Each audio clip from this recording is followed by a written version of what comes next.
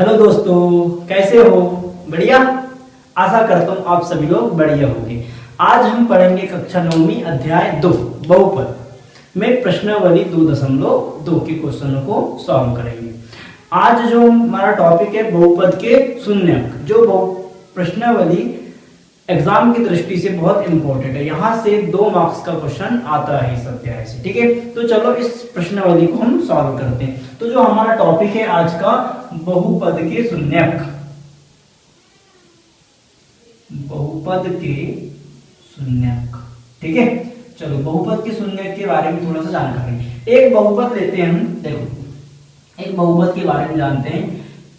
px बराबर एक बहुपद है, मान के चलो x माइनस 3, ये एक बहुपद है। ठीक है, तो ये px बराबर हमने लिए x माइनस 3। तो x माइनस 3 में देखो, यदि x बराबर हम क्या रखें, 1 रखें, तो x बराबर 1 रखने पर क्या आएगा? देखो मान रख के देखो x बराबर 1, मतलब हमको x के स्थान पे, बहुपद में x के स्थान पे क्या रखना है, 1 रखना है। तो x के स्थान पर हम रखेंगे 1 माइनस 3। देखो इसको यदि हम सॉल्व करते हैं तो p1 का मान कितना आएगा, बड़ी संख्या बचेगी यहाँ ऋण, तो 3 में से यदि 1 को घटाओगे तो -2, तो p1 का मान आ रहा है -2। इसी प्रकार से यदि x बराबर क्या रखे, 2 रखे, तो x बराबर 2 रखने पर क्या आएगा, x बराबर यदि हम 2 रखते हैं तो हमारे पास प्राप्त होता है p2 2 माइनस 3, मतलब -1। ठीक है, p2 का मान कितना आ गया, p2 का मान आ गया -1। ये काय का मान है, ये p1 का मान है। इसी प्रकार से यदि x बराबर क्या रखें, हम 3 रखें, तो x बराबर 3 रखने पर क्या होगा, यदि हम x बराबर 3 रखते हैं तो x बराबर 3 रखने पर हमको p3, तो क्या हो जाएगा 3 माइनस 3, मतलब p3 का मान कितना हो जाएगा, 0। देखो यहाँ पर इस कंडीशन पे बहुपद का मान -2 है, इस कंडीशन में बहुपद का मान -1 है, और इस कंडीशन में बहुपद का मान क्या है, 0 है। तो यहाँ से देखो बहुपद की एक डेफिनेशन निकल कर आएगी। बहुपद की डेफिनेशन क्या निकल कर आएगी, देखो यदि हमने x का मान 1 रखे तो आया -2, यदि x का मान क्या रखे 2, तो कितना आंसर आया, -1, और यदि x का मान 3 रखे तो बहुपद का मान क्या आया, 0। तो बहुपद में चर, ये है चर पार्ट और ये क्या है, अचर। तो बहुपद में यदि चर का मान, मतलब बहुपद में चर का वह मान जो बहुपद के मान को क्या कर दे, 0 कर दे। बहुपद का शून्य क्या होगा, बहुपद का शून्य होगा बहुपद में चर का वह मान जो बहुपद के मान को क्या कर दे, 0 कर दे। अर्थात x बराबर 3 बहुपद का शून्यक है, ठीक है, ये बहुपद का शून्यक हो गया। अब बहुपद का शून्यक तो जान लिए कि बहुपद का शून्यक यहाँ पर क्या है, x बराबर 3। एक एग्जांपल और देखते हैं। यदि हमारे पास एक बहुपद दिया हो px बराबर कितना हो, मान के चलो x प्लस 2, एक बहुपद। ठीक है, तो यहां पर ध्यान दो, यदि x बराबर हम रखे 1, तो x बराबर 1 रखने क्या होगा, p1, x का मान क्या रखना है, हमको 1 रखना है। ठीक है, x का मान रखना है 1, तो 1 धन 2, कहने का मतलब क्या, सॉल्व करेंगे तो इसका आंसर आ जाएगा 3। यदि x बराबर कितना हो, 2 हो, तो p2 कितना हो जाएगा, हमारे पास हो जाएगा, देखो कितना आएगा, यदि हम यहाँ पर मान रखें तो 2 प्लस 2 मतलब कितना आएगा, 4। देखो दोस्तों यहाँ पर x का मान 3 आया, फिर कितना आया, 4, बढ़ रहा है, हमको बहुपद का मान 0 चाहिए। तो हम इसके लिए अब यहाँ बढ़ रहा है तो छोटे मान करके देखते हैं बहुपद का।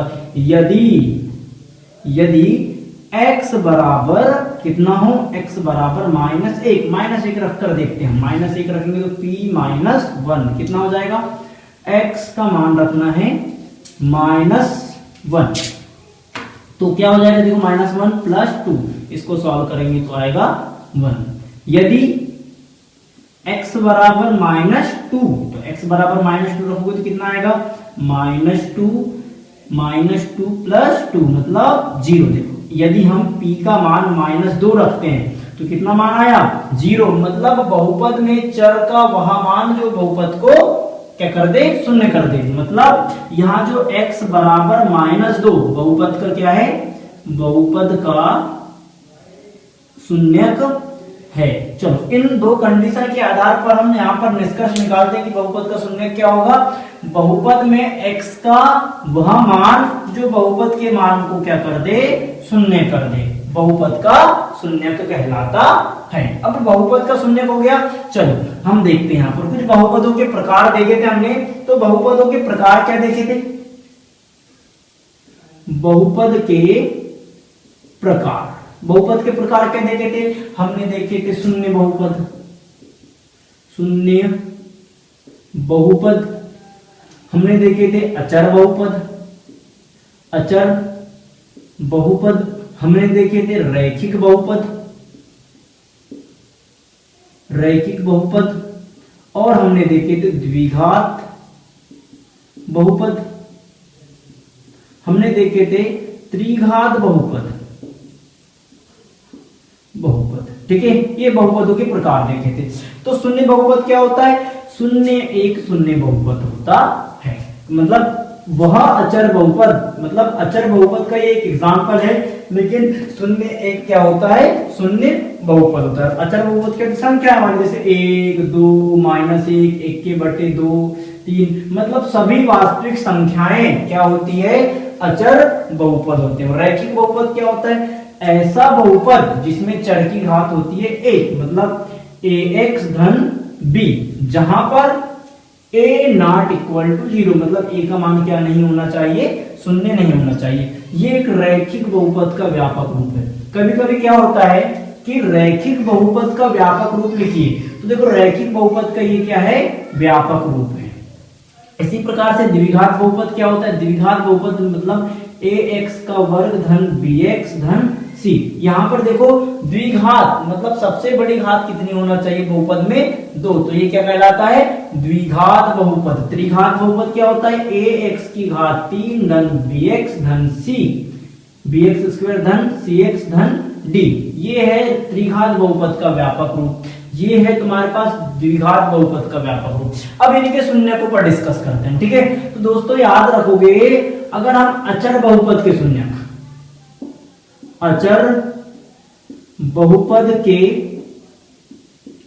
शून्यक पर यदि हम डिस्कस करें, तो जैसे कि मान के चलो अचर बहुपद 1 है।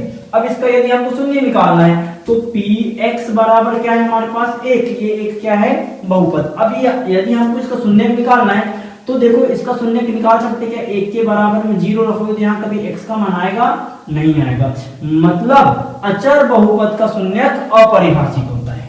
मैं लिख देता हूं यहाँ पर, अचर बहुपद का शून्यक अपरिभाषित, अपरिभाषित होता है। अचर बहुपद का शून्यक कैसा होता है, अपरिभाषित होता है। अब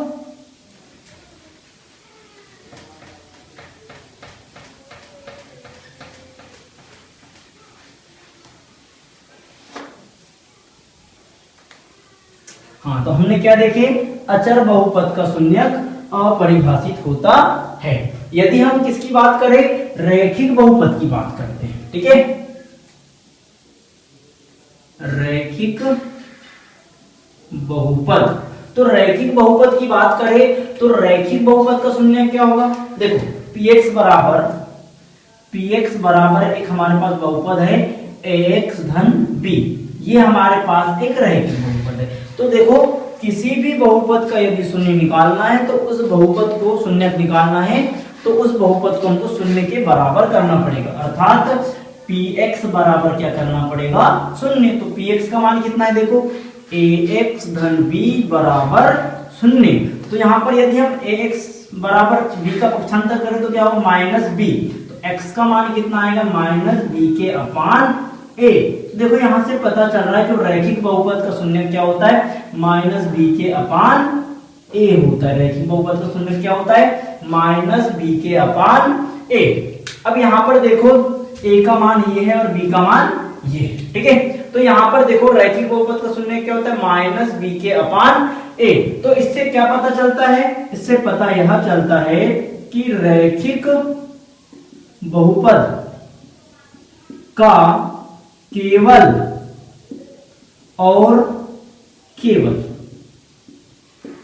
एक शून्य होता है, एक शून्य को होता है। कभी कभी ऑप्शन में पूछ लेता है रैखिक बहुपद के शून्यक होते हैं, तो रैखिक बहुपद का केवल और केवल कितने शून्यक होते हैं, एक शून्यक होते हैं। अगर हम द्विघात बहुपद की बात करें तो द्विघात बहुपद के बारे में वैसे तो हमारे सिलेबस में नहीं है, लेकिन हमको पता होना चाहिए। द्विघात बहुपद के शून्यकों की संख्या होती है, अधिकतम शून्यक हो सकते हैं दो, एक भी हो सकता है, दो भी हो सकते हैं, लेकिन अधिकतम शून्यकों की संख्या दो।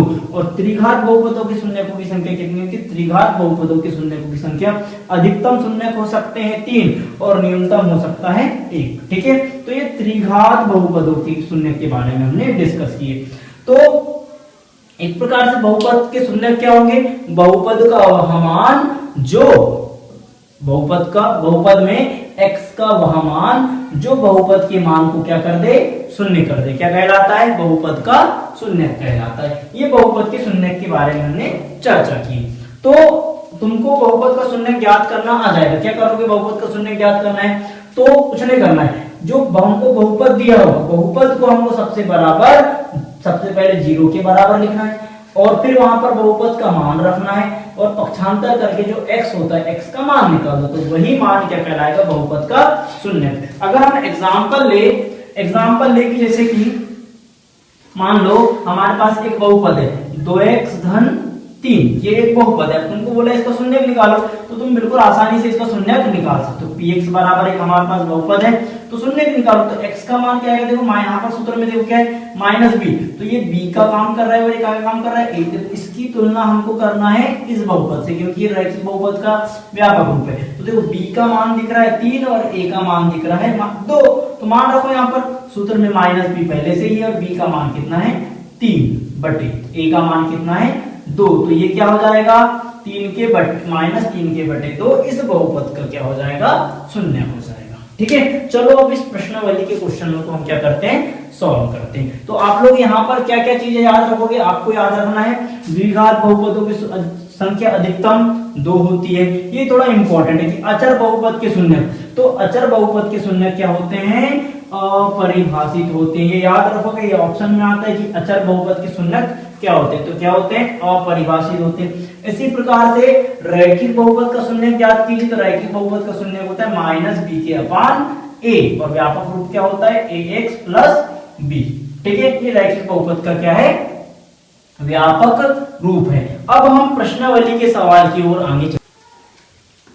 देखो दोस्तों, ये जो हमारे पास क्वेश्चन है, इस क्वेश्चन में देखो निम्नलिखित, ये पहला क्वेश्चन है प्रश्नावली का पहला क्वेश्चन, निम्नलिखित पर बहुपद 5x ऋण 4x की घात 2 धन 3 के मान ज्ञात कीजिए। मतलब हमारे पास एक बहुपद दिया हुआ है, इस बहुपद के का मान ज्ञात करना है जब x बराबर 0 हो, पहला क्वेश्चन है। दूसरा क्वेश्चन क्या है, जब x बराबर -1 हो, जब x बराबर क्या हो, 2 हो। तो इनके क्वेश्चन को हमको क्या करना है, सॉल्व करना है। तो देखो सबसे पहला नंबर कि हमारे पास दिया है px को हम क्या बोलते हैं, बहुपद। तो बहुपद क्या दिया है हमारे पास, 5x ऋण 4x की घात 2 धन 3। अब इस बहुपद का मान ज्ञात करना है जब x बराबर क्या हो, 0। तो क्या करोगे, x बराबर 0 रखने पर तो क्या हो जाएगा, p0 5, x का मान 0 ऋण 4, 0 का वर्ग धन 3। तो क्या हो जाएगा, देखो 5 का गुणा यदि 0 में करते तो क्या प्राप्त होता है, 0। यदि देखो 0 का वर्ग कितना होता है, 0 और 0 में 4 का गुणा करोगे तो आएगा 0 ही आएगा। ठीक है, फिर प्लस कितना बचा, 3। यदि हम इसको सॉल्व करते तो कितना आएगा, 3 आएगा। तो p0 का मान कितना आ गया, 3। ये तुम्हारा क्या होगा, आंसर। तो x बराबर 0 पर बहुपद का मान कितना है, 3। दूसरा क्वेश्चन क्या है हमारे पास, दूसरा क्वेश्चन है कि x बराबर 1 पर बहुपद, तो हमको px तो यही दिया हुआ है, पहला क्या है, 5x माइनस 4x की घात 2 धन 3। तो देखो सॉल्व करेंगे इसको हम, तो किस प्रकार से सॉल्व कर सकते हैं, 5x, ठीक है, हमको मान रखना है किसका मान, p-1, क्या है, p-1 ऋण 4x की घात 2 धन 3। अब इसको यदि हम सॉल्व करते हैं तो देखो यहाँ पे हमको क्या करना है, यहाँ पे हमको करना है x का मान रखना है -1 -4 -1 का वर्ग प्लस 3। अब तुमको छोटा सा एक कॉन्सेप्ट बताता हूं मैं, यदि x की पावर -1 हो या फिर -1 की पावर यदि 1 हो तो ये आंसर आता है -1, -1 की पावर 2 हो तो आंसर आता है 1, -1 की पावर यदि 3 हो तो यहां पर आता है -1, -1 की पावर यदि 4 हो तो आंसर आता है 1, यदि -1 की पावर 5 हो तो आंसर आता है -1, यदि -1 की पावर 6 हो तो इसका आंसर आता है क्या, इसका आंसर आता है 1, यदि -1 की पावर 7 हो तो आंसर आता है -1। देखो देखने में क्या मिल रहा है, यदि ऋणात्मक संख्या की घात विषम हो, देखो ऋणात्मक संख्या की घात क्या हो, विषम हो, तो यहां पर जब ऋणात्मक संख्या की घात विषम होती है तो जो मान आता है वो कैसा आता है, ऋणात्मक आता है। और यदि ऋणात्मक संख्या की घात सम हो तो आंसर कैसा आता है, धनात्मक आता है। देखो तीनों में क्या आया है, धनात्मक। अब इस कॉन्सेप्ट पे तुमको ये क्वेश्चन को सॉल्व करना है, ठीक है। तो देखो सॉल्व करो इसको, तो 5 यदि ऋण 1 का 5 में गुणा करेंगे तो ऋण का 5। अब देखो ऋण 4 जैसे का वैसा, ऋण 1 का वर्ग का मान कितना है, देखो 1, धन का 1 है तो यहां लिख देंगे हम धन का 1 धन 3, तो ऋण 5 4 का गुणा करेंगे तो 4 एकम 4 धन 3। अब इसके बाद क्या करोगे, देखो दोस्तों ऐसे क्वेश्चन को सॉल्व करने के लिए पहले समान चिन्ह वालों को जोड़ दो, उसके बाद सॉल्व करना। तो समान चिन्ह वाले ऋण 5 और ऋण 4 तो जोड़ोगे तो क्या आएगा, ऋण का 9 धन 3, तो कितना हो जाएगा, इसको सॉल्व करो तो ऋण का 6, तो p-1 का मान कितना आ गया, ऋण का 6 आ गया। इसी प्रकार से यदि तीसरा क्वेश्चन करें हम, ये पहला क्वेश्चन है, ये दूसरा क्वेश्चन, तीसरा क्वेश्चन भी हमारे पास दिया है, px बराबर कितना दिया है, px का मान दिया है 5x ऋण 4x की घात 2 धन 3।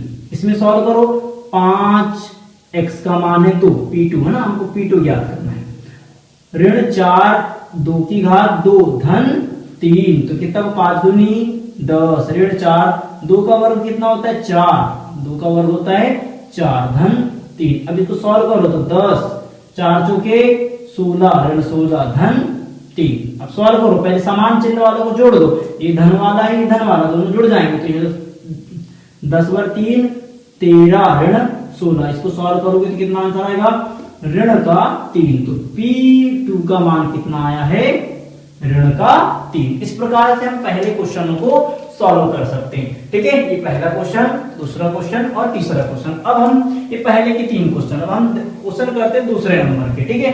चलो दूसरे क्वेश्चन को सॉल्व करते हैं।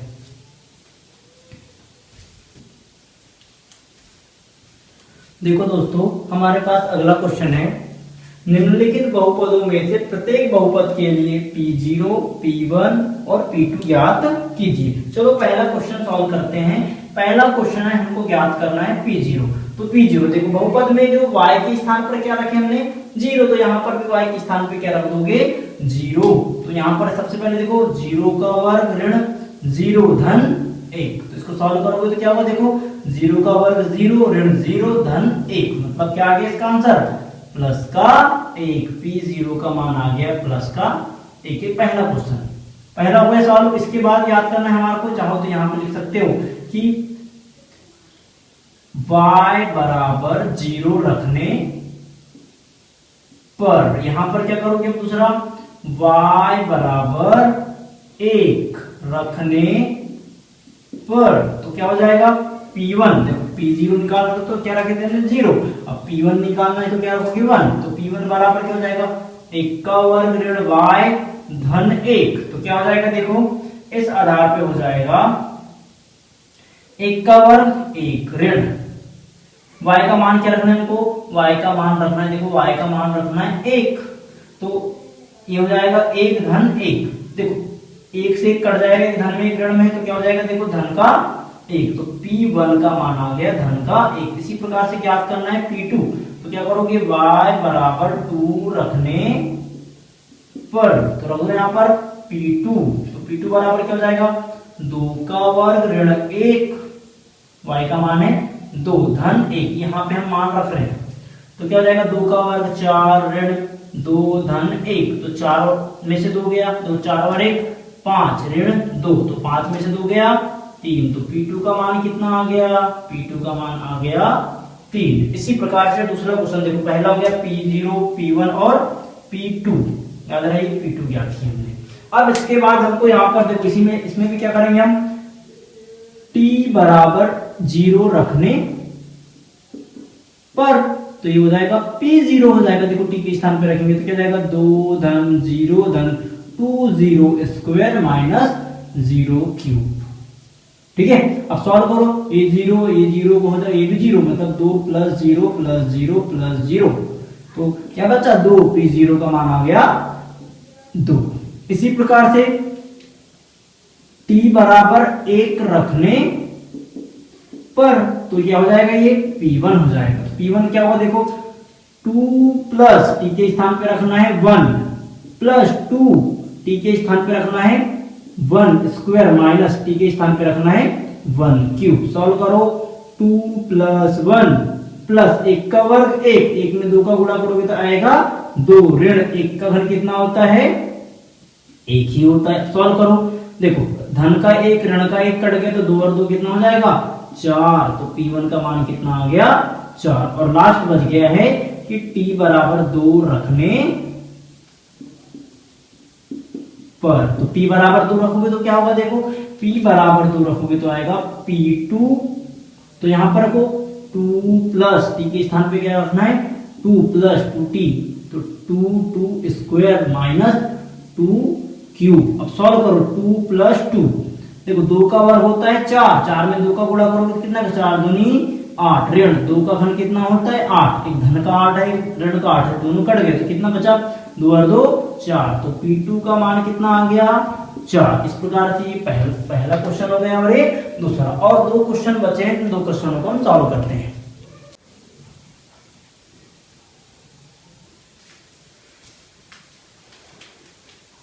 हेलो दोस्तों, ये हमारे पास है तीसरा क्वेश्चन। ठीक है, ये है हमारे पास तीसरा क्वेश्चन। ठीक है, तीसरे क्वेश्चन को हम सॉल्व करते हैं। तीसरा क्वेश्चन क्या है, px बराबर x की पावर 3, तो यहाँ पर P0 P1 और P2 का मान ज्ञात करना है। तो देखो सबसे पहले x बराबर 0 रखने पर, क्योंकि हमको P0 चाहिए, तो x के स्थान पर 0 रख देंगे तो आ जाएगा 0, तो 0 की पावर 3 मतलब 0, तो P0 का मान कितना आया 0 आया। इसी प्रकार से P1 चाहिए तो x बराबर क्या रखोगे 1, तो x बराबर 1 रखने पर, तो P1 मतलब 1 की पावर 3, तो क्या हो जाएगा ये P1 का मान 1 की पावर 3 मतलब 1। इसी प्रकार से x बराबर क्या रखने पर 2 रखने पर P2 चाहिए, तो क्या हो जाएगा ये P2 हो जाएगा वो, तो क्या हो जाएगा 2 की पावर 3, और 2 की पावर 3 कितना होता है 8, P2 का मान आ गया कितना 8, क्योंकि 2 का घन कितना होता है 8। इसी प्रकार से ये वाला क्वेश्चन में यहाँ पर भी x बराबर क्या रखोगे 0, तो x बराबर 0 रखोगे तो क्या आएगा देखो P0 आ जाएगा 0 ऋण 1, और यहाँ पर आएगा 0 धन 1, तो देखो ये बचा यहाँ पर ऋण 1 और यहाँ पर बचा धन का 1, दोनों को जब गुणा करोगे तो धन 1 और ऋण 1 ऋण का 1, तो यहाँ पर आ गया P0 का मान ऋण का 1। इसी प्रकार से x बराबर क्या रखने पर, x बराबर 1 रखने पर, तो क्या हो जाएगा ये P1 का मान कितना हो जाएगा 1 माइनस 1 और 1 प्लस 1, तो देखो 1 से 1 कट गया, मतलब कितना बचा यहाँ पर 0, 1 में से 1 गया 0, और यहाँ पर 1 और 1 2, तो 0 में 2 का गुणा करेंगे तो कितना आएगा 0, तो P1 का मान कितना आ गया 0। और लास्ट है x बराबर 2 रखने पर, x बराबर 2 रखोगे तो कितना आएगा देखो, x बराबर जब हम 2 रखेंगे तो P2, तो यहाँ पर x के स्थान पर 2 रखो, तो 2 ऋण 1 और 2 धन 1, 2 में से 1 गया, 2 में से 1 गया कितना 1, और 2 और 1 3, और 1 और 3 का गुणा करेंगे तो 3 एकम 3, तो P2 का मान कितना आ गया 3 आ गया। इसी प्रकार से हम क्वेश्चनों को सॉल्व कर सकते हैं। ठीक है, अब यदि आपको इस चैनल में वीडियोस अच्छे लगते हैं तो प्लीज वीडियो को लाइक करो, शेयर करो और चैनल को सब्सक्राइब करो। Thank you.